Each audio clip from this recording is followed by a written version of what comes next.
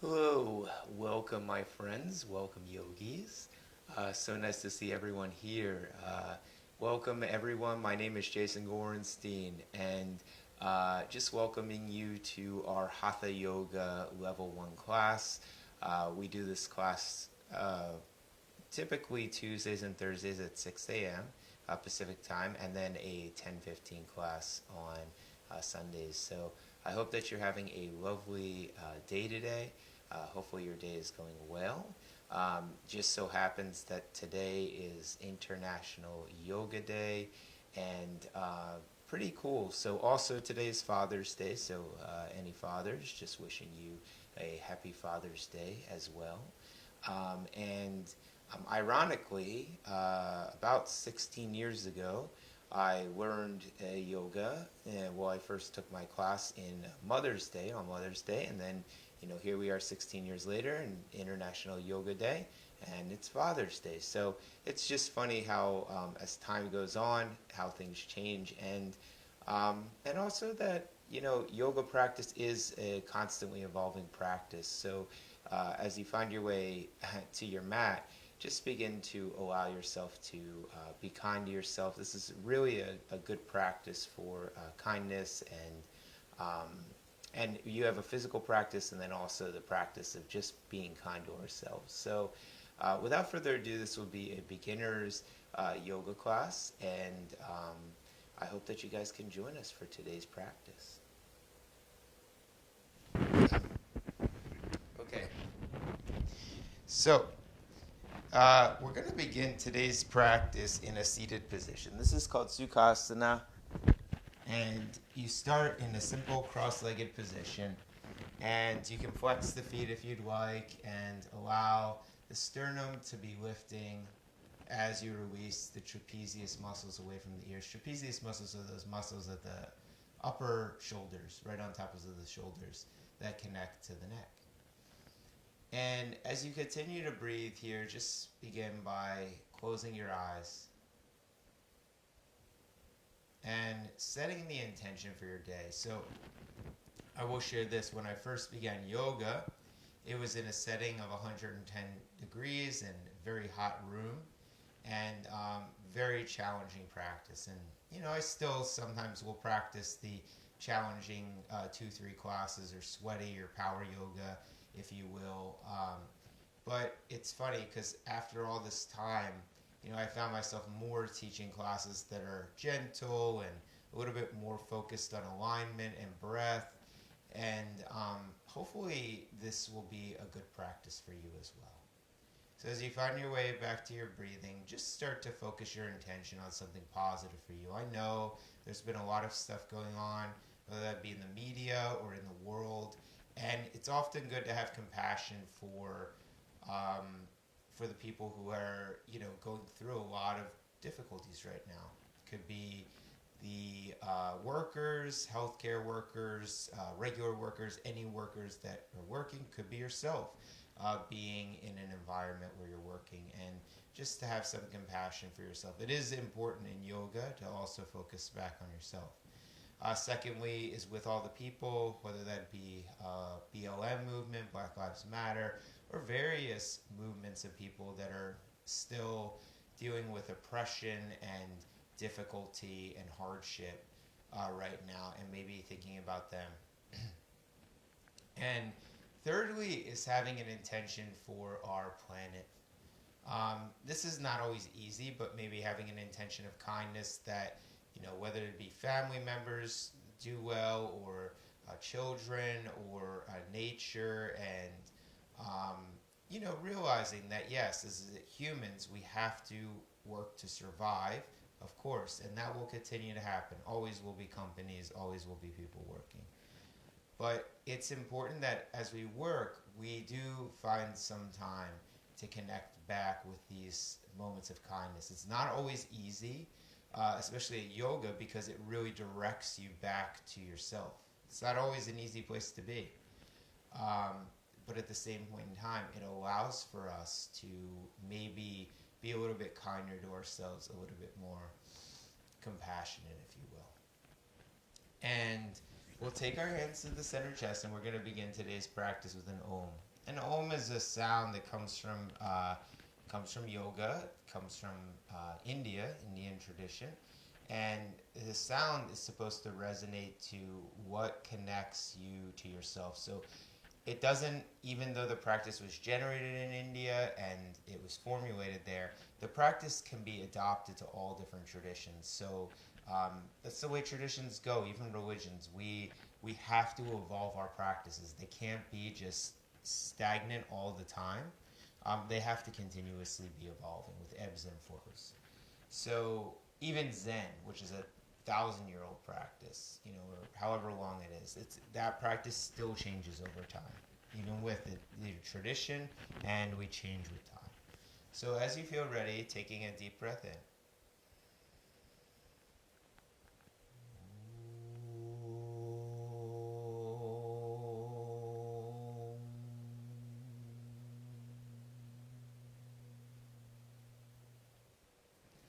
So as you feel ready, interlacing the fingers of the center chest, pressing your palms forward in front of you and releasing your head all the way down towards the mat. So as you press through those fingers, release the head down and just begin to feel those shoulders spreading out towards the elbows. Feel that roundedness of the spine here as you breathe. Nice, long, rounded spine. Good.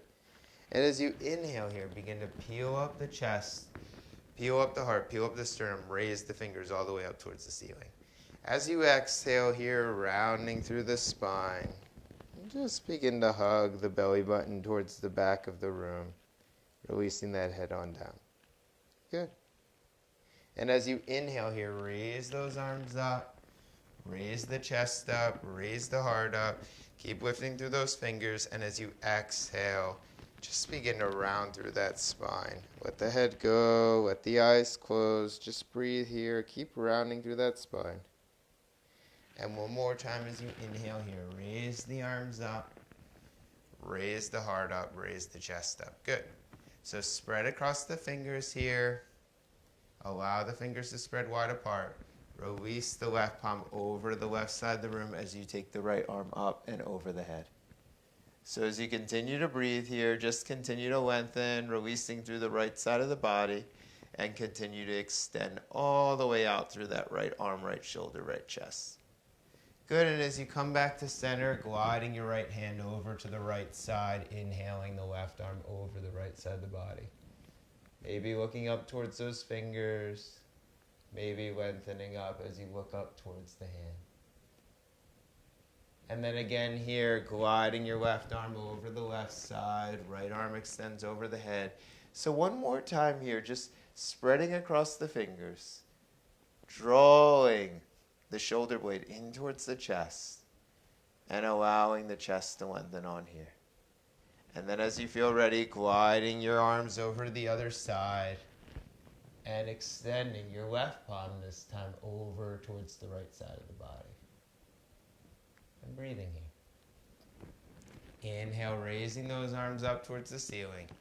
As you exhale, forward fold here and releasing the head all the way down towards the mat. So as you continue to breathe here, just start to rock the head from side to side. And just let that breath be very long and slow here. Good. And then eventually what I'd like you to do is just take yourself onto your hands and your knees. So as you find your way onto your hands and your knees, spread across the fingers here. Allow for the index fingers to be parallel with the sides of the mat. Allow the inner forearms to come forward. Allow the outer trapezius muscles to move back towards the side ribs. As you inhale, peel your chest on up. As you exhale, press through the tops of the fingers and begin to coil the belly in towards the spine. Inhale, drawing the sternum forward of the chest. Wrap the outer armpits in, firm in those triceps. And as you exhale here, once again, rounding through the spine. So the tailbone moves down to the knees. The belly hugs in, and the shoulder blades or the scapula on top of the ribs spread apart. Inhale, peeling that chest forward one more time. As you exhale, tucking the toes underneath. Pressing the toes down, floating the thigh bones up. Downward facing dog pose. So see that your feet are pressing down on the mat. Allow the fingers to lengthen forward to the front of the mat. Allow the heels to lengthen back to the back of the room. And as you continue to breathe here, feel the body elongating in opposite directions. So your arms are actually lifting up and drawing towards the front of your mat, while your legs are also lifting up, but they're drawing towards the back of the mat.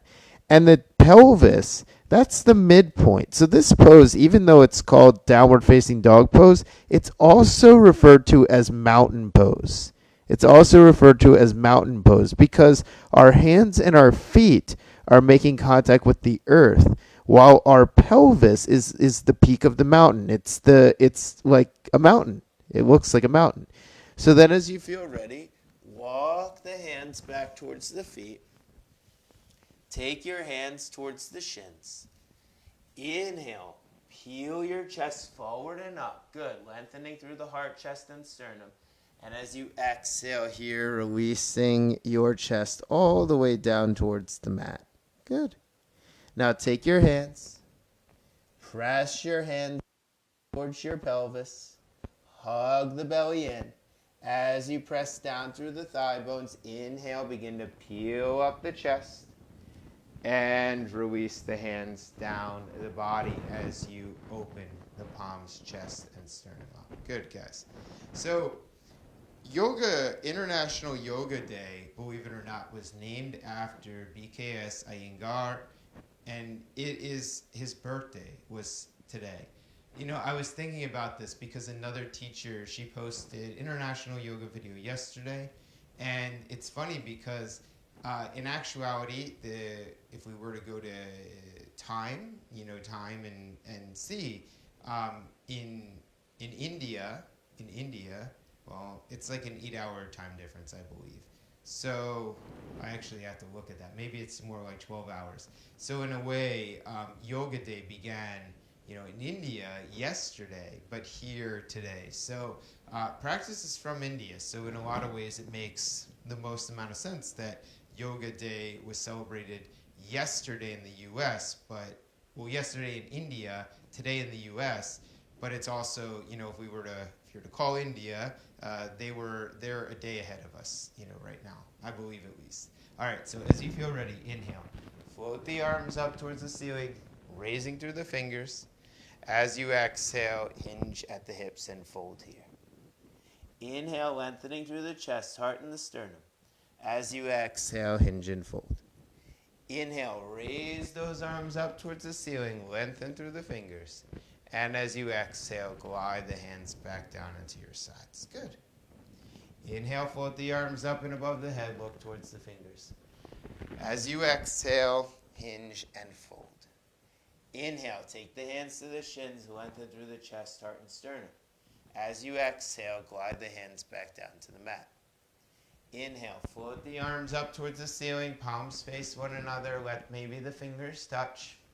As you exhale, glide the hands back to the sides of the body. Inhale, float the arms up and above your head.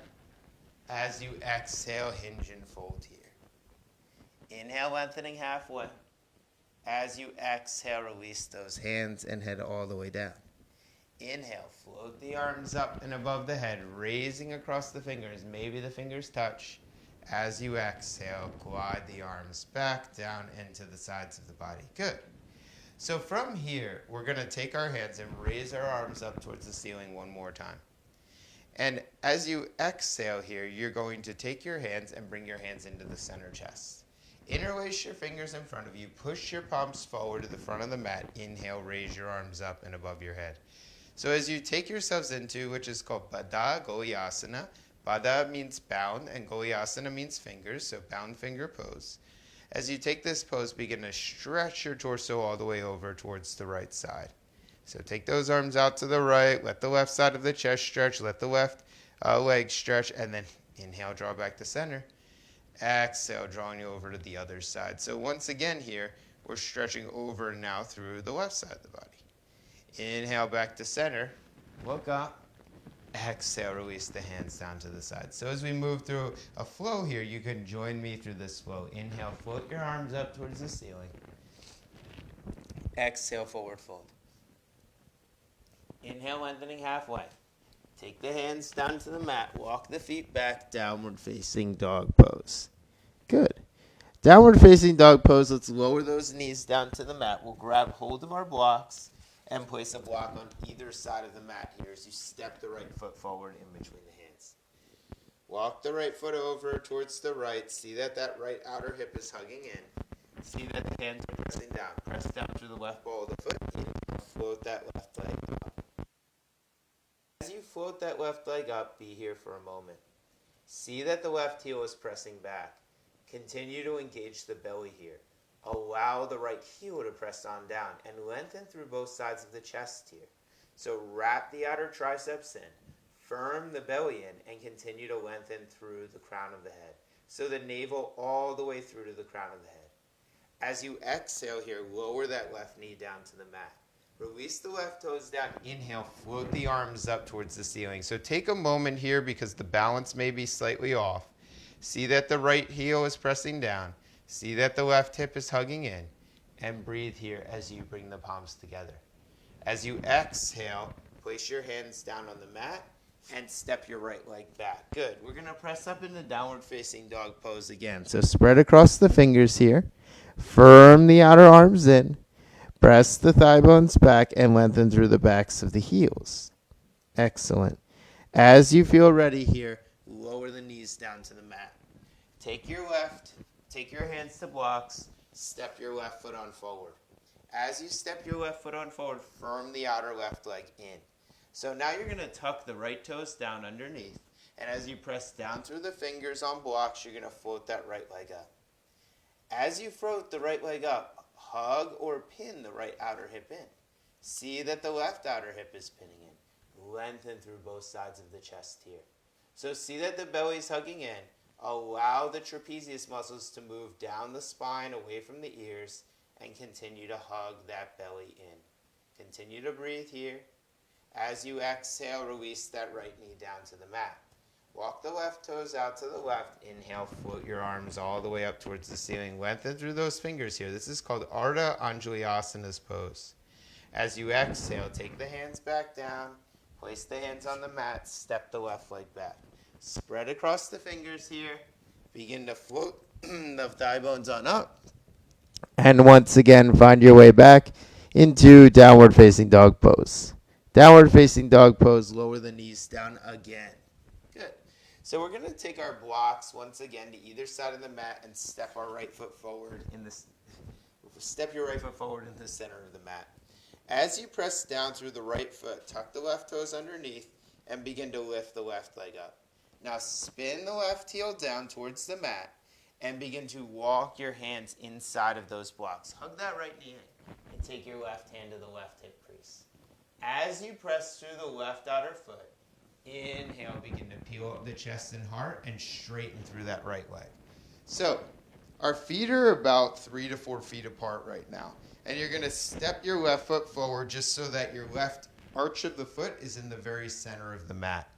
See that your right leg is in external rotation. See that your left leg is it's somewhat in a neutral rotation, believe it or not, because in relation to the hip socket, the femur bone is in a single line.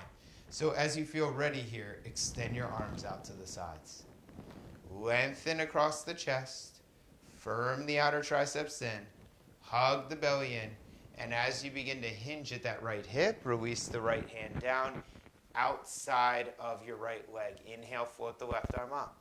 So as you press down through the right ball of the foot, begin to firm the right buttocks in and underneath you. See that left outer hip turns down. Keep lengthening through the left arm. So spread across the chest here. See that left thigh is pressing back. See that both sit bones are releasing down towards the heels. Keep lengthening up through the left arm, the left side of the chest, the left sternum. As you inhale here, float that left arm up and take the hands back to the hips. Once again, bend deeply into that right knee. So this is called Warrior Two pose. And Warrior Two pose, you need very strong legs here. So when you take this pose, you want to bend into that right knee, and you want to see that the right knee is bending to 90 degrees. So as you bend deeply into that right knee, you may decide to lift the right toes up off the mat, just to feel a little bit more stability into those feet. And as you exhale, lower those toes on down to the mat. Now straighten through that right leg one more time and re-bend deeply into that right knee. Extend your arms out to the sides. See that the left arm is extending out to the left. See that the left heel is pressing down. See that the right knee is bending. See that the right arm is extending to the right. Now take your eyes and begin to turn the eyes over towards the right fingers here. Turn the left palm up towards the ceiling. Take both hands and bring both palms down to the mat as you step the right leg back and release the knees down onto the mat. Good. Float the legs on up as you find your way back into Adho Mukha Shavasana or downward facing dog pose. So the inner forearms lift up here and the outer trapezius muscles release down towards the mat. See that you continue to lengthen through the spine as you breathe here. So we're going to take the other side of this pose. Lower your knees down to the mat. I'm going to actually turn to the opposite direction so you guys can see me. And as you feel ready, you're going to step the left leg in between the hands.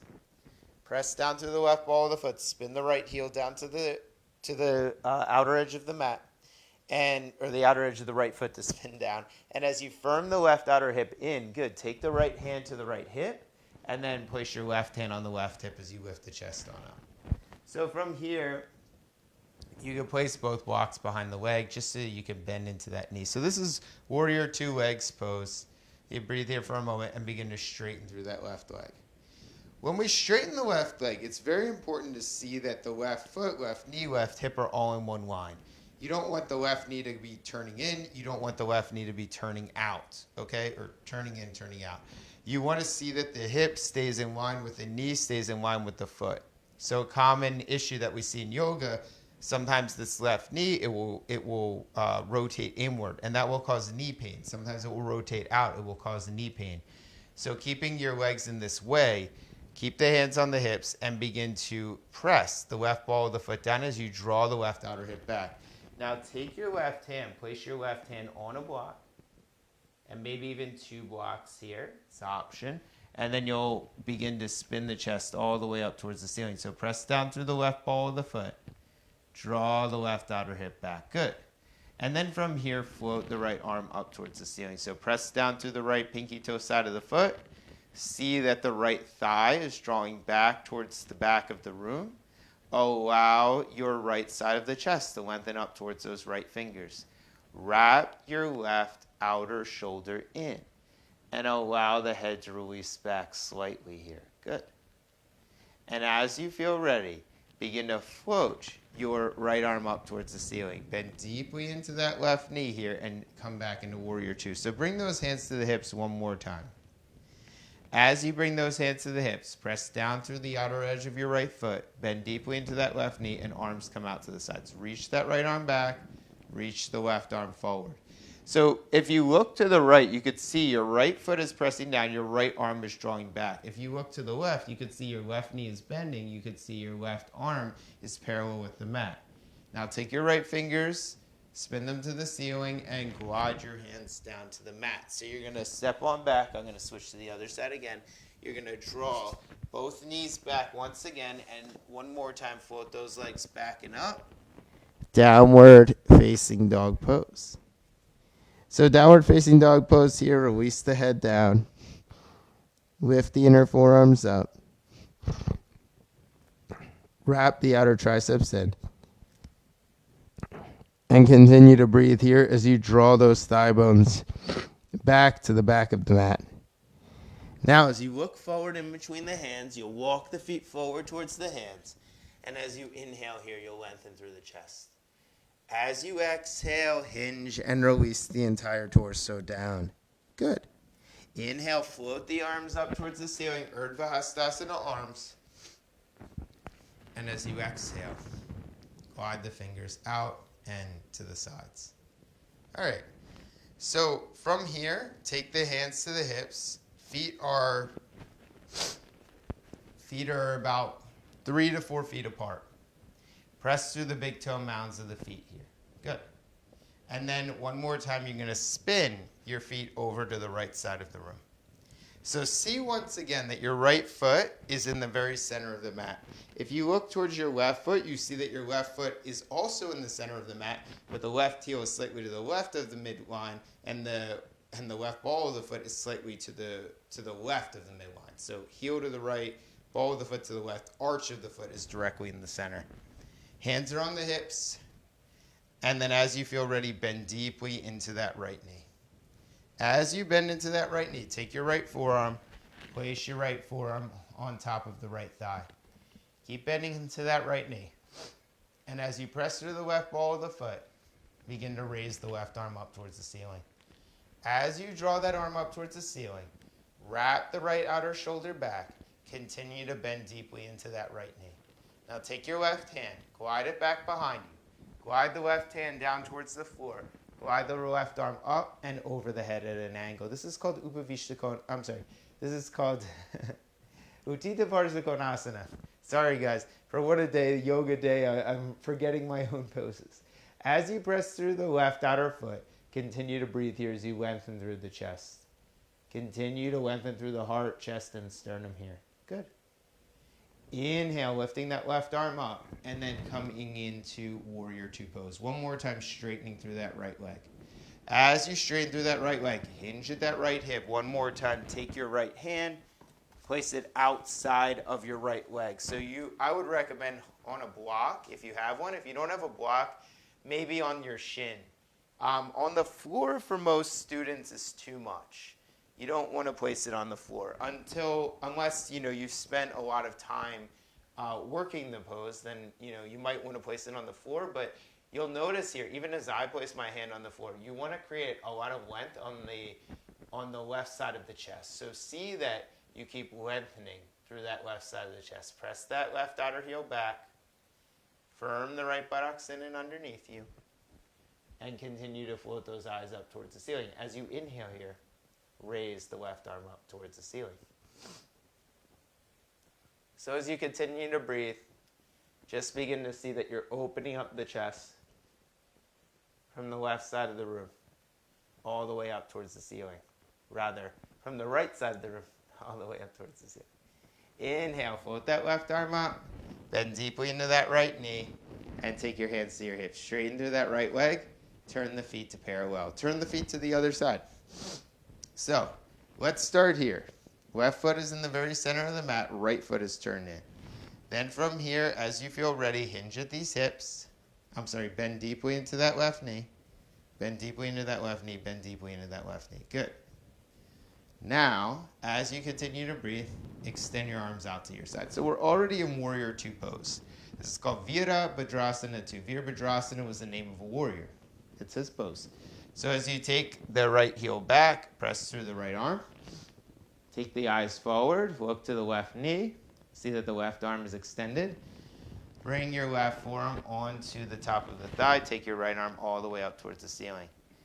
Press through the right pinky toe side of the foot. Bend deeply into that left knee. And glide the right arm down towards the floor. Glide the arm forward and reach that arm up and over the head. Keep pressing that right heel down. Keep lengthening through those right fingers. Wrap the right shoulder down. Continue to bend deeply into that left knee and firm the left buttocks in and underneath you. Inhale. Float that right arm up. Let that right arm lift you up and out of the pose. So one more time, let's take hold of our blocks. If they're behind you, grab hold of them and place the block outside of your left leg. So as you place the block outside of the left leg, arms come out to the sides, hinge at that left hip, place the left hand down on the block, take the right arm all the way up towards the ceiling. Press down through the left pinky toe side of the foot. See that you're engaging through the navel. See that you're lifting up through the chest. So keep pressing down, rather through the big toe side of the foot, of your left leg. And then as you continue to breathe here, draw the left buttocks underneath you. Lengthen through the left side of the chest. Keep extending both scapula all the way out towards the backs of the fingers. Good. Inhale, float that right arm up. Bend deeply into that left knee and breathe here. Now take your left forearm, place your left forearm on the left thigh, take your right arm up towards the ceiling one more time. Inhale, float that arm back up, straighten through that left leg, and bring both feet to parallel. Step the feet back together. Okay, so open the palms out to the sides, spread across the toes, firm the outer thighs in, and lift through the navel to the sternum. Continue to breathe here as you lengthen through the chest all the way through to the crown of the head. Inhale, float the arms up and overhead. As you exhale, hinge and fold. Inhale, lengthening through the chest, the heart, the sternum. Take the hands down to the mat, walk the feet back, find your way into downward facing dog pose. So spread across the fingers. See that your hands are pressing down. See that your outer arms are drawing up and in. See that your belly is hugging in here. Very good. And one more time, you're going to walk the feet forward towards the hands. As you inhale here, lengthen through the chest, heart, and sternum. As you exhale, hinge and fold. Inhale, raise those arms up towards the ceiling. Lengthen through the fingers. As you exhale, glide the arms back, down, and out to the sides. Okay. So, once again, we're going to step the feet wide apart here. And we're going to come into a pose called Ardha Chandrasana, which is half moon pose. So make sure that you have a wall right next to you. So if you don't have a wall, I would recommend finding one and placing your hand next to a wall. All right. So the wall is very helpful here in this pose. And the reason why it's helpful is because typically when we take this pose in the center of the room, we may lose our balance. So having a wall is really helpful because it keeps our body balanced within space. So what you do is you take your feet wide apart and you turn your feet both, slightly out to face the front of the mat. So the right foot is facing the right side of the room. The left foot is slightly turned in. And you're taking your right hand and place it on that block behind you. So from here, you'll notice that the hip, it leans back to the right. So you have to firm that right outer hip in here already. Even here, we have to firm that right outer hip in. And actually, you're going to want to keep your block in hand closer to the wall. So your right foot is about, I would say, a block's width distance to the wall, just in case you need it. You may not even need the wall, but to have it there is helpful. Then you're going to bend into that right knee. You're going to take the left foot, step it on in. You're going to take that block. You're going to bring it forward just another step. You can lean your right hip on the wall for now. You do not want to have it here when we finally get up into the pose. So you can shift the weight forward towards that right hand and lift the left leg up, okay? So the left foot can come to the wall if you want, and you'll notice that as the left foot comes to the wall, maybe the right foot starts to move into the center of the room. That's good when that starts to happen. Now take the left foot, bring it closer to the center of the room, turn the left toes down towards the mat. Inhale, float the left arm up. So the wall is only there if you need it. You shouldn't be leaning into the wall. In fact, you should be pressing into the right ball of the foot and lifting that left leg up as you draw the right hip into the center of the room.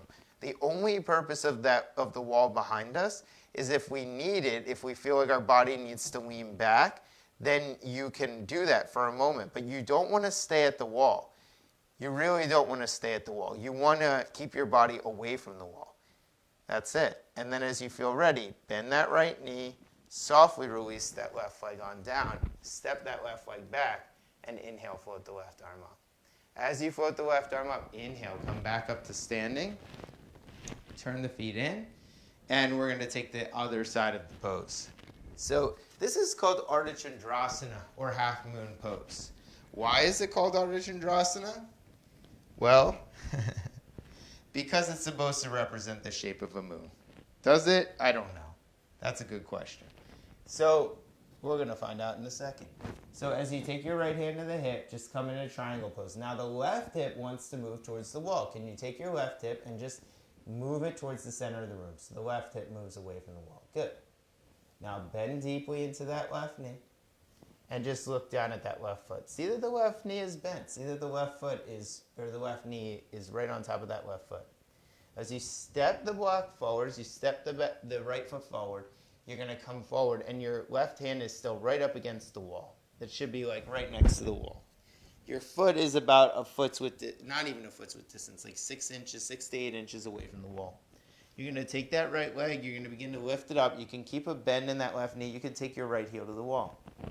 As you feel ready here, you're going to lift your right arm up towards the ceiling.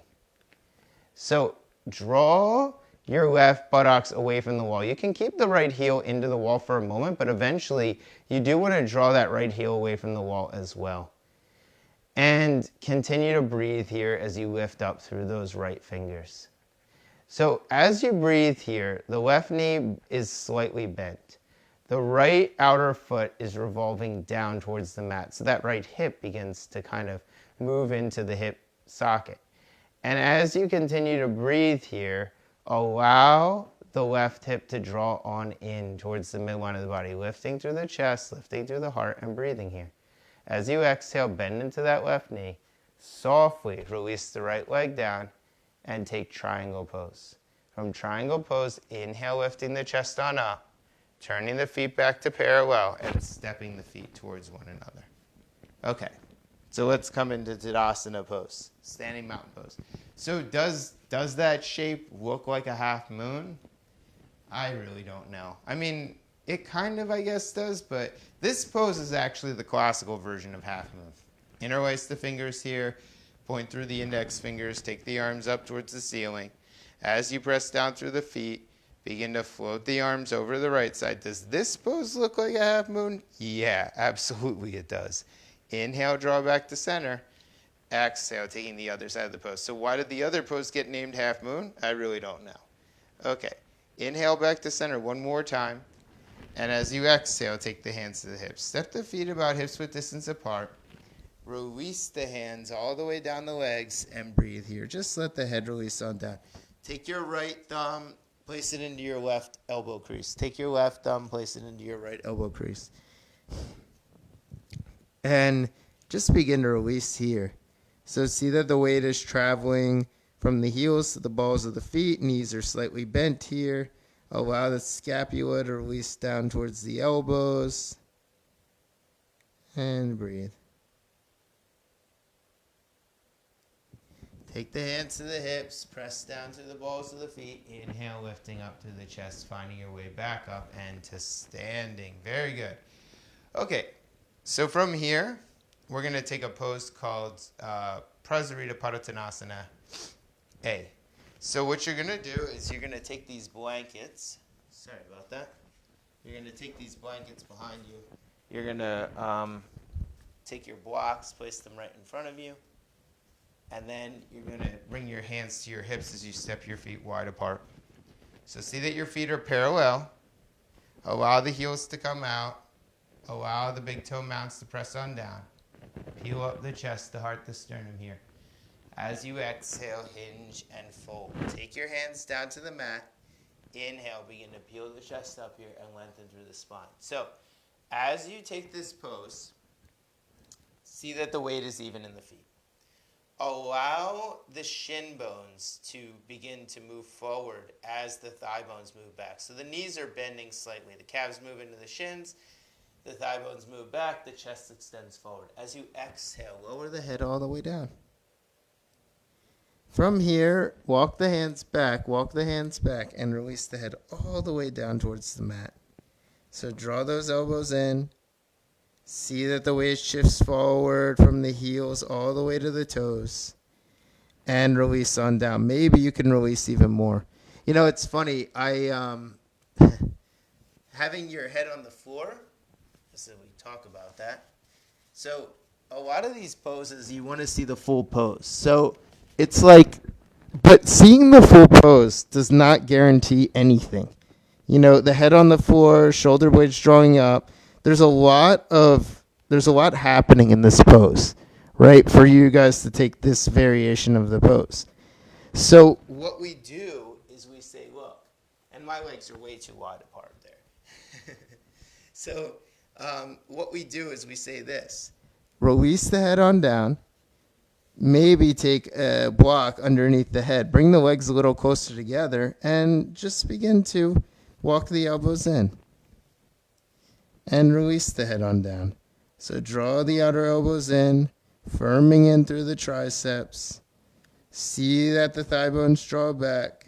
See that the tailbone releases down towards the heels. And breathe here. Allow the breath to be drawing towards the hip bones as you continue to feel the release through the body. You know, it's so interesting. When I first started practicing yoga, why did I keep coming back? It was just the feeling. I like the feeling from practicing. So I think that it's something that I wanted to share with people. That's really all that it was. If other people like to have the feeling when they're in a pose, that's what it is.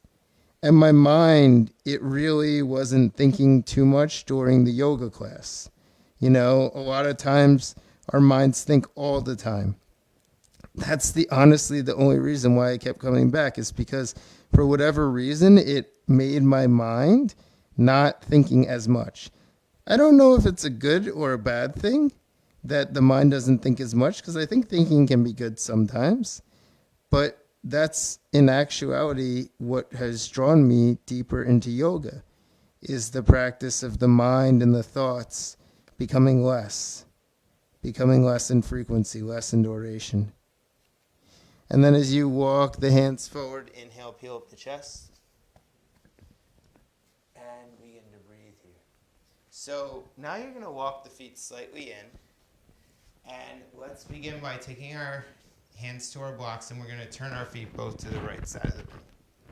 Now you have your blocks in your hands. Let's place our blocks on either side of the mat.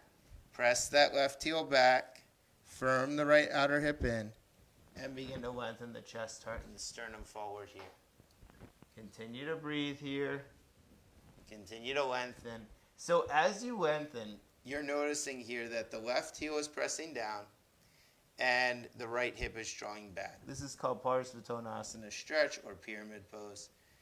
As you continue to breathe here, let the breath be long and slow.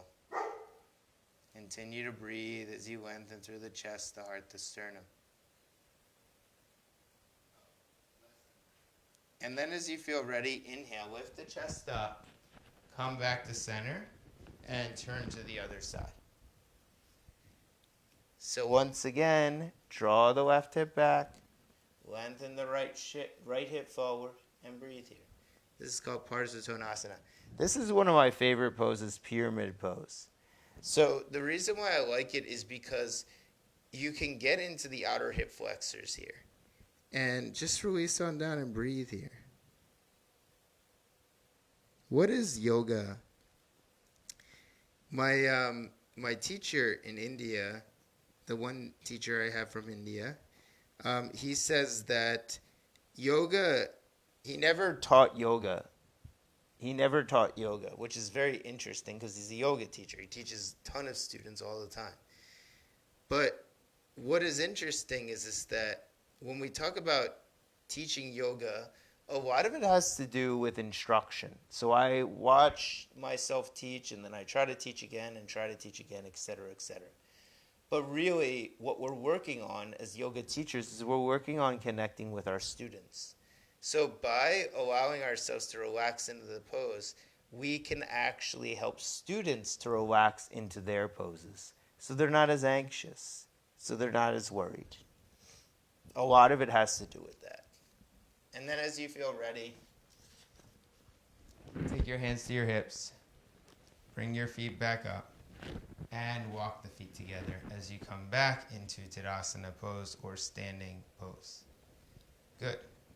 Now from here, we're going to have a seat on our blanket. And as you have a seat on your blanket,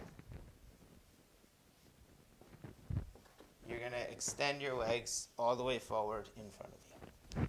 So this is a good starting point. The hips are on this blanket. The legs are extended fully forward. The breath is long and slow. Good. And from here, as we sit on these blankets, we're going to take the right knee and draw the right knee in. The right foot is going to come to the right thigh crease. The right leg is going to bend out to the side. Maybe use a block here. It's your choice. And then from here, you can use a strap to place over the leg. So as you begin to lengthen here, see that your left hip draws back. See that your right chest draws forward. And as you continue to breathe here, keep creating length in the pose. So when we talk about yoga, we're talking about creating length in the pose. Length within the pose. So keep breathing here. Press through the left ball of the foot. Firm the left outer hip in. See that the chest is lining up over the left leg. And continue to breathe here. And release that head all the way down.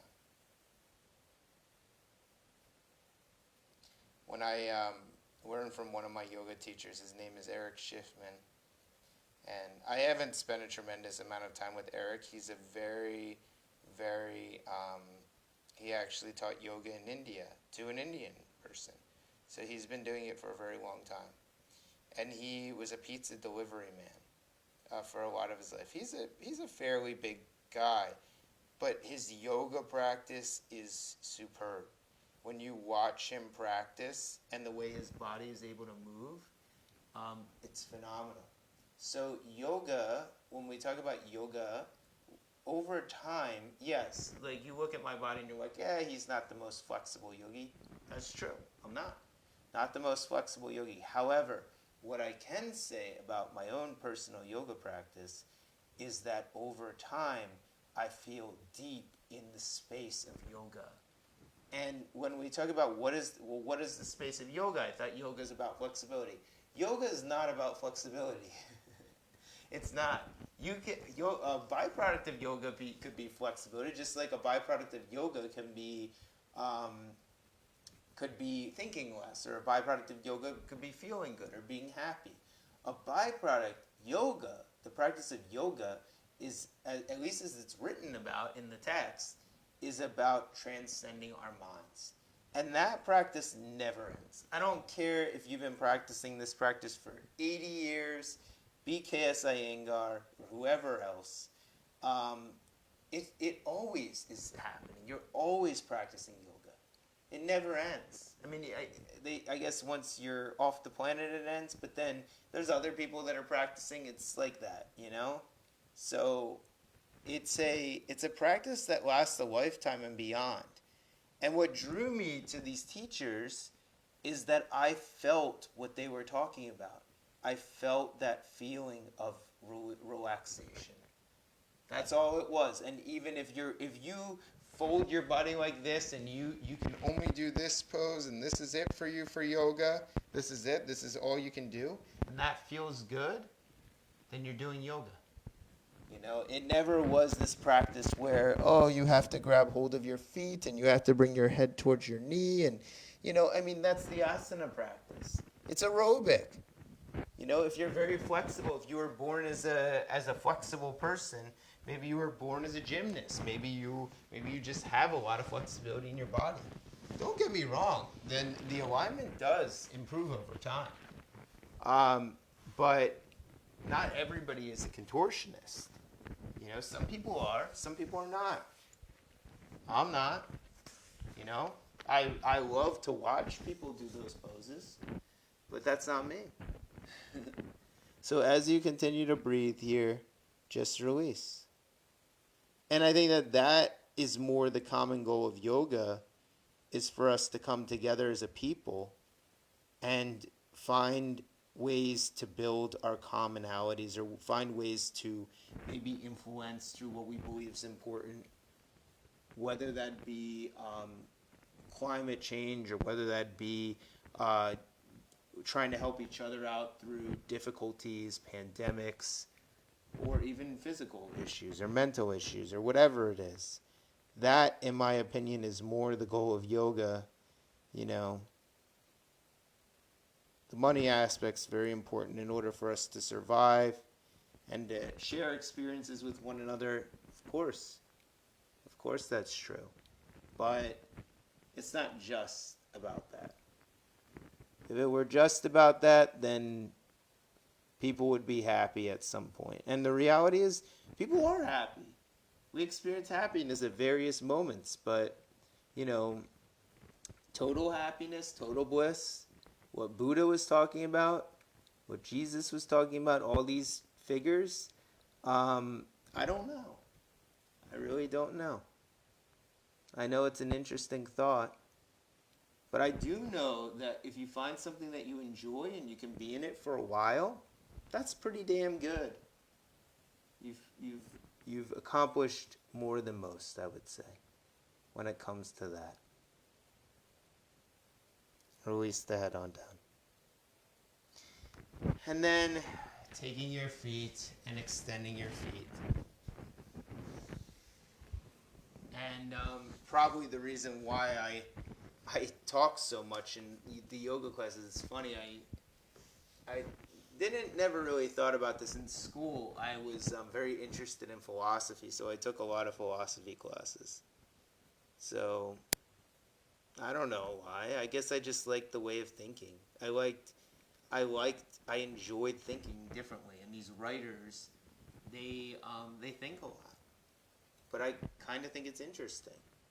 I like it. And release the head down. And thinking is sometimes yoga too for some people.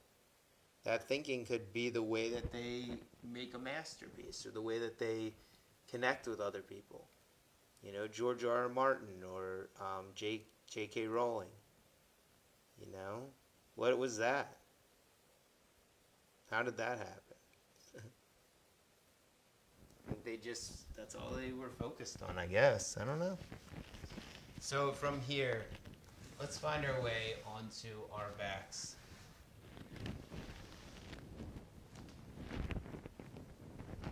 And hug the knees into the chest. And as you hug the right knee into the chest, breathe here.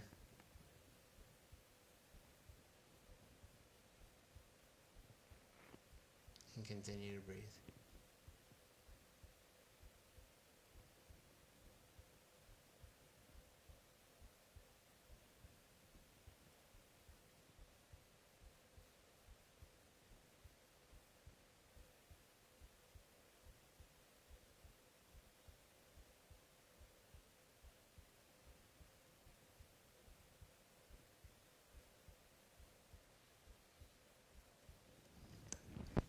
And then hug the left knee into the chest.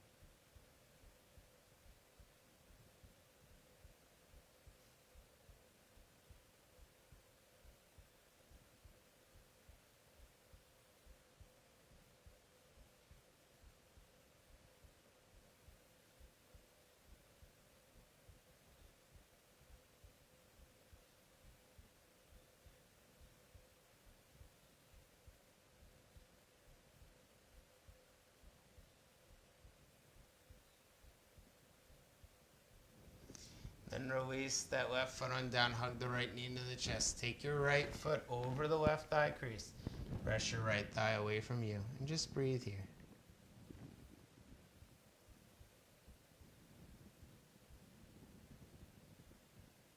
So at the end of a yoga class, it gets rather quiet.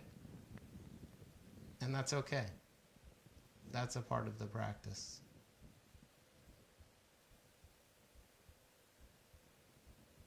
The quietness is sometimes the best part.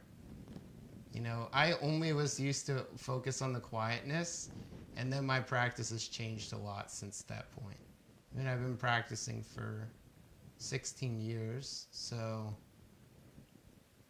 at this point my practice is a little bit more balanced. I'm more interested in connecting with people.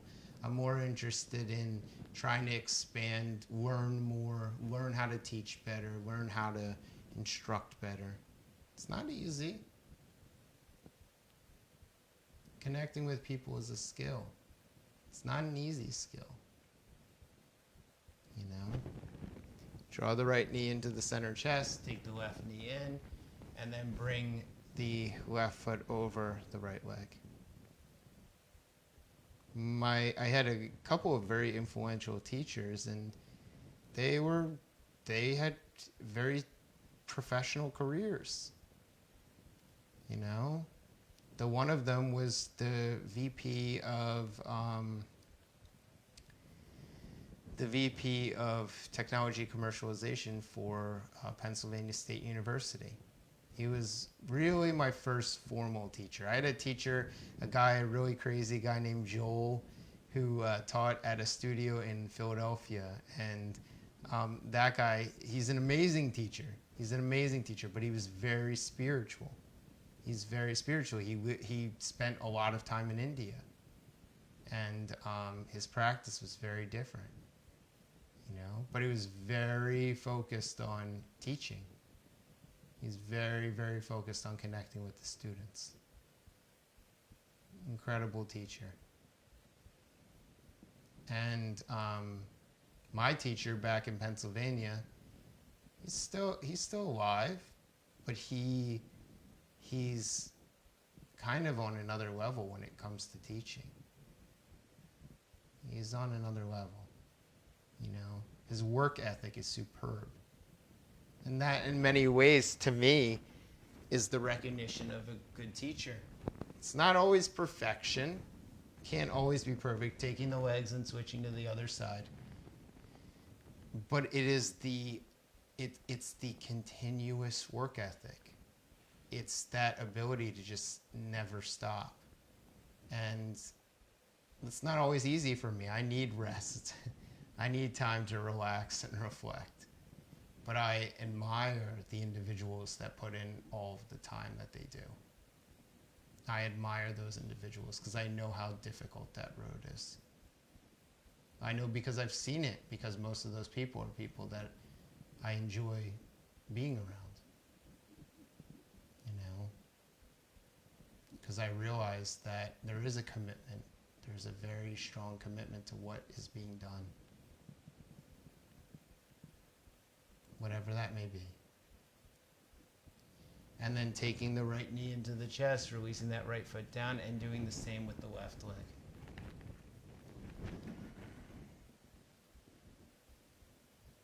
You know, but you want to hear something funny? My teacher's teacher was an Indian guy that spent his entire life on one single mountain. That was it. He spent his entire life on one single mountain. He didn't go from here to there. He didn't travel the world. He didn't go from this place to that place. He literally moved to one mountain, and that's how he spent his entire life. And people traveled to him. There's still an ashram there in India. It's called Raman Ashram in Tiruvannamalai, India.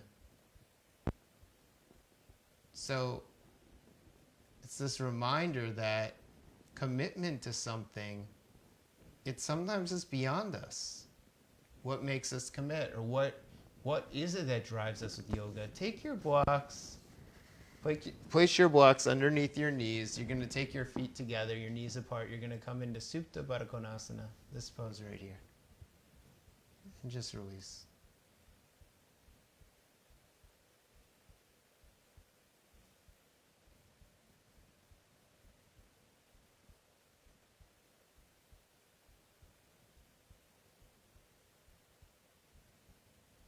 Supported cowboy's pose.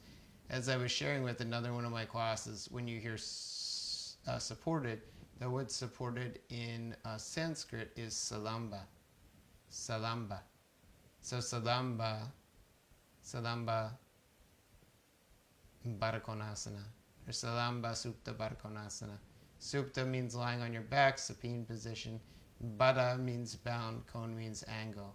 Asana is a pose. So supported, bound, angle pose. Salamba Supta Baddha Konasana.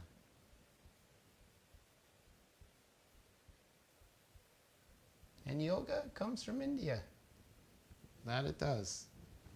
Take your blocks, place them over to your sides, cross your legs, scoot your hips over to the right, and then bring your legs over to the left. Yeah, yoga is very different in India than in the US. It's very different. And the practitioners are very serious. And many of them are workers. They're just people with normal working jobs, but the yoga helps them to balance.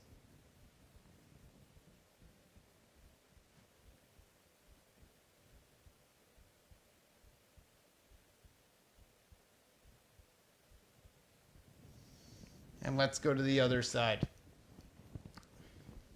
Taking your legs the other way and releasing your legs to the other side.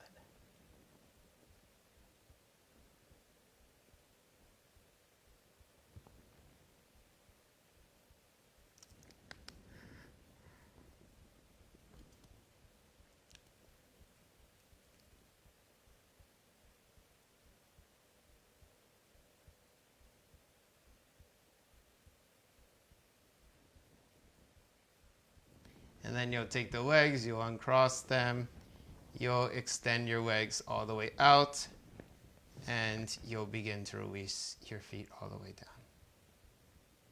This is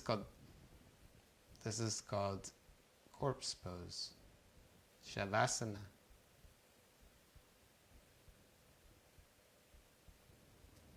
And as we take Shavasana, just let everything go. This is why I kept coming back to yoga class, believe it or not. Doesn't make any sense. Why would I come back to represent the shape of a corpse? Maybe it reminds us of what we find important in life,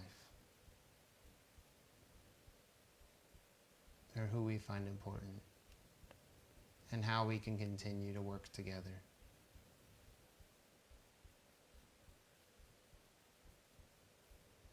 And life is not always perfect. It's far from that most of the time. But we work towards it. We work towards it. Whether that's donations or charities or whatever it may be. We're working towards some form of perfection.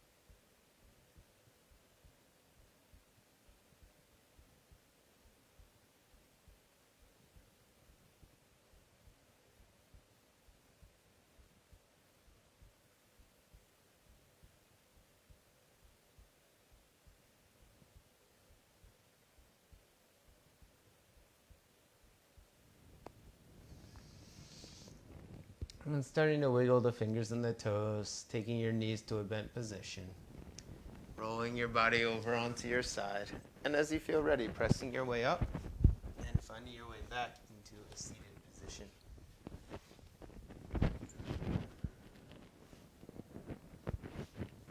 So finding your way into a seated position, bringing your hands into the center chest as you exhale, release the chin towards the chest. Inhale, lift the head, softly open the eyes. Namaste. So thank you guys so much. It's been a pleasure. It always is a pleasure. I love being able to share this practice with everyone. I recognize that most people are very busy and have a lot going on. So if there's any way that my practice can assist you in any particular way, please reach out to me. The goal of the yoga practice is to provide a practice that makes it easier for you to feel good in your everyday life. So I hope that you guys are having a phenomenal day. And yes, I will hopefully look forward to seeing you guys very, very soon. So as we close our practice today, we went a little bit over, my apologies. So thank you guys so much. I hope that you guys have a wonderful rest of your day. My name is Jason Gorenstein. Our next Hatha Yoga class is Tuesday, June the 23rd, 2020 at 6 a.m. to 6:55 a.m. Pacific Standard Time. If you enjoyed the class, please consider giving a thumbs up sign or a heart sign. If you're watching, always feel free to check in just to say hi. Please feel free to share the videos if you want. If you'd like to Venmo, please feel free to send any contributions via Venmo. I'm very grateful to be able to share yoga practice with you guys. I know that this is kind of an interesting, practice to share in that it, is different for everyone. So I hope that you guys have a lovely rest of your day. Happy Father's Day, everyone. A happy International Yoga Day. And thank you guys so much. I will look forward to seeing you all very, very soon. Namaste, yogis. Thank you, guys.